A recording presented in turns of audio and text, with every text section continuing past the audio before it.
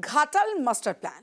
আর সেই ঘাটাল মাস্টার প্ল্যানে জমি দিতে স্থানীয়দের একাংশের আপত্তি রয়েছে, কিন্তু ছবি আপনাদের দেখাবো, যে খবর আপনাদের দেখাবো তাদের সামনে উদাহরণ ঘাটাল পুরসভার চেয়ারম্যান ঘাটাল মাস্টার প্ল্যানের জন্য নিজের দোতলা বাড়ি সহ জমি দিতে তিনি রাজি। বললেন বৃহত্তর স্বার্থেই এই সিদ্ধান্ত। অন্যদেরও জমি দিতে আর্জি জানিয়েছেন পুরপ্রধান। এই সেই বাড়ি যে বাড়ি দিতে রাজি হয়েছেন পুরপ্রধান।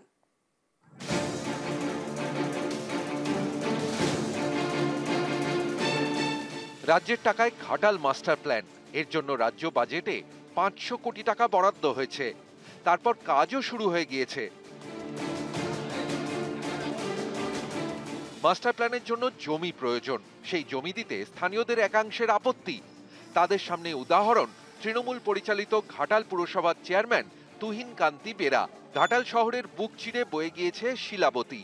এই নদীর পশ্চিম পাড়ে রয়েছে কৃষ্ণনগর নামে একটি এলাকা। এখানেই ঘাটাল পুরসভার তৃণমূল চেয়ারম্যান তুহিন কান্তি বেরার বাড়ি। 10 বছর আগে 2 কাঠা জমিতে দোতলা বাড়িটি তৈরি করেন। ঘাটাল মাস্টার প্ল্যানের জন্য এই বাড়িটি ভাঙা পড়বে, এতে কোনো আপত্তি নেই পুরপ্রধানের। দলীয় নেতৃত্ব এবং ঘাটাল পুরসভার পুরপ্রধান, আমি যদি প্রথমে বাড়িটা না দিই তাহলে ঘাটালের মানুষের কাছে একটা ভুল বার্তা যাবে। দীর্ঘ 10 বছর 12 বছর ধরে আমি বাড়িটা তৈরি করেছিলাম ঠিকই, কিন্তু এতগুলি ঘাটালের মানুষের কথা ভেবে ঘাটালের মাস্টার প্ল্যান বাস্তবায়নের লক্ষ্যে আমি প্রথমে বাড়ি দিয়ে আমি দৃষ্টান্ত স্থাপন করতে চাই। ঘাটাল মাস্টার প্ল্যান অনুযায়ী শিলাবতীর পশ্চিম পাড়ে একাধিক কাজ হবে। এই অংশে নদী চওড়া করা হবে, তৈরি হবে গার্ডওয়াল। এর জন্য মাপজোকের পর তৈরি করা হয়েছে তালিকা। সেই তালিকা অনুযায়ী প্রচুর দোকান এবং বাড়ি ভাঙা পড়বে। এই সব জমি কিনবে রাজ্য, কিন্তু এই জমি দেওয়া নিয়ে ঘাটাল মহকুমার দাসপুরের বাসিন্দাদের একাংশ পেকে বসেছে। সম্প্রতি তারা এ নিয়ে বিক্ষোভও দেখান। ঘাটাল পুরো এলাকার বাসিন্দাদেরও একাংশ জমি দিতে নারাজ। আমি একটু ছাড়বো না, আমি এখানে 67 বছর দোকানটা বসে আছি। 10 বছর বয়স থেকে, আমার বয়স 70 বছর বয়স। কোথায় যাবো? আমার দোকান থেকেই সব যাবো কেন? আমি এখানে জন্ম থেকে আছি। এই পরিস্থিতিতে পথ দেখানোর চেষ্টা করছেন ঘাটাল পুরসভার চেয়ারম্যান। তার বাড়িও ভাঙা পড়বে, কিন্তু তার এতে কোনো আপত্তি নেই। এতগুলি ঘাটালের মানুষের কথা ভেবে ঘাটালের মাস্টার প্ল্যান বাস্তবায়নের লক্ষ্যে আমি প্রথমে বাড়ি দিয়ে আমি দৃষ্টান্ত স্থাপন করতে চাই যে ঘাটালের মানুষ, আপনারা দয়া করে এগিয়ে আসুন। ঘাটালের যে মাস্টার প্ল্যান, সেই মাস্টার প্ল্যানে আপনারা সহযোগিতা করুন। বৃহত্তর স্বার্থের কথা মাথায় রেখে অন্যরাও রাজ্য সরকারের হাতে জমি তুলে দিন, এই আবেদনও জানিয়েছেন ঘাটালের পুরপ্রধান। আমার মনে হয় যে একটা ভালো জিনিস করতে গেলে কিছুটা ত্যাগ স্বীকার করে অন্তত সমর্থন করাটা উচিত। তবে মাস্টার প্ল্যান হলে শুধু আমি কেন, আমার এলাকার বহু মানুষ উপকৃত হবে, যে একটা জল যন্ত্রণা থেকে আমরা মুক্তি পাব। ঘাটাল থেকে সুকান্ত চক্রবর্তী, নিউজ 18 বাংলা। গুজরাটে বিস্ফোরণ, সেখানে 20 জনের মৃত্যু। আর ঝোলাহাটে বিস্ফোরণে 8 জনের মৃত্যু। ঝোলাহাট বিস্ফোরণে এনআইএ তদন্তের দাবি। এনআইএ তদন্তের দাবি বিজেপির। ঝোলাহাটে এনআইএ তদন্ত হলে গুজরাটে কেন নয়, পাল্টা প্রশ্ন তুলেছেন তৃণমূল নেতা কুণাল ঘোষ। এত বড় বিস্ফোরণ ঘটলো, তার মানে কত সেখানে বিস্ফোরক ছিল, সেই বিস্ফোরক, এত পরিমাণ বিস্ফোরক সেখানে জমা হয়, আর আপনার গোয়েন্দা বিভাগ জানতে পারল না? এতটা অপদার্থ। এর তদন্ত হওয়া উচিত।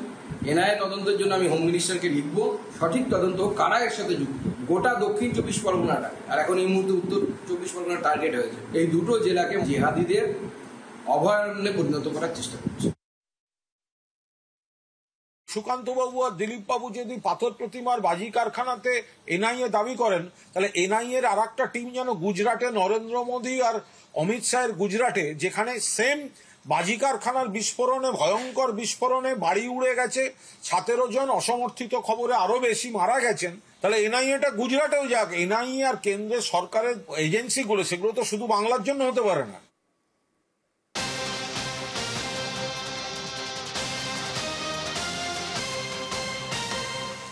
আমাদের রাজ্যের পাথর প্রতিমা ছবি এতক্ষণ আপনারা দেখছিলেন, কিন্তু এটা গুজরাটের ছবি দেখাচ্ছি। দেখুন, সেখানেও বাজি কারখানায় বিস্ফোরণ, আর কিভাবে দাউ দাউ করে আগুন জ্বলছে, কালো ধোঁয়া ঢেকে গেছে, আর এখনো পর্যন্ত সেখানে 22 জনের মৃত্যুর খবর পাওয়া যাচ্ছে।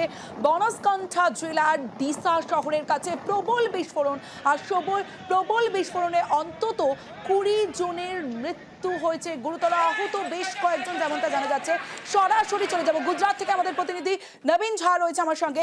नवीन जी, असर तो बहुत है, आसपास दिखाई दे रहा है, अभी क्या अपडेट मिल रहा है, कैसे घटी ये घटना?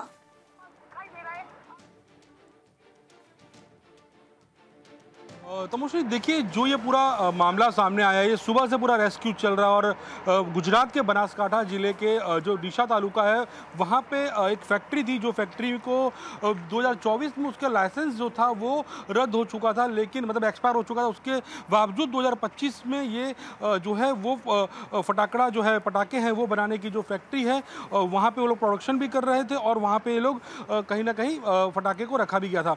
आज जो है वो यहाँ पे एक घटना बनती है और जो ब्लास्ट होता है जिसके अंदर करीबन 20 जितने लोगों की मौत की बात सामने आ रही है और 4 से 5 लोग जो हैं वो घायल हुए हैं। ये सारे लोग जो हैं वो एमपी मध्य प्रदेश के हांडिया और देवास के रहवासी हैं। ये सारे लोग यहाँ मजदूरी कर रहे थे और इस घटना इतनी बड़ी है क्योंकि इसके पास जो मालिक है उसके पास किसी तरह का कोई लाइसेंस नहीं था और उसके बावजूद भी वो इस तरह की फैक्ट्री जो है वो चला रहा था। अभी जो SDRF है, फायर है, पुलिस है, तमाम जो तंत्र है वो सारे जो है यहाँ पे कार्रवाई कर रहे हैं और लाश अंदर दबी हुई है कि क्या, उसकी भी जो जांच पड़ताल जो है वो की जा रही है।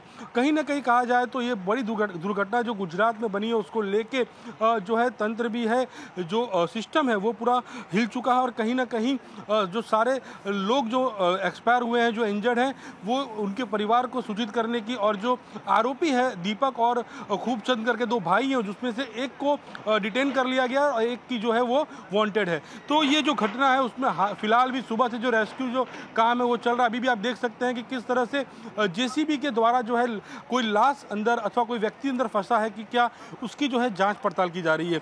तो एक बड़ी घटना जानना चाहूंगी कि डेथ टोल बढ़ सकती है क्या?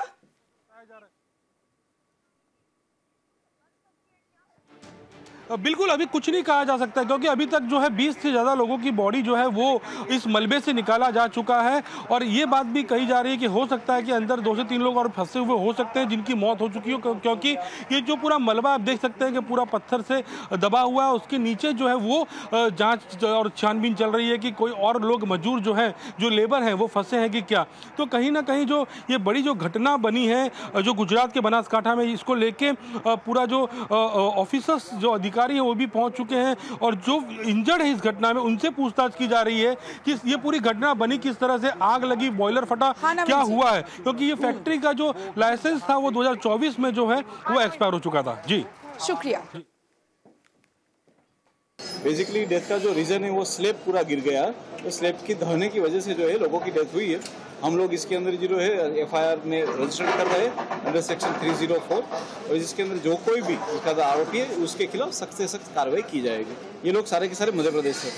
आरोपी को पकड़ने के लिए पुलिस ने 5 टीम बनाई है और उसके पीछे ही है पुलिस।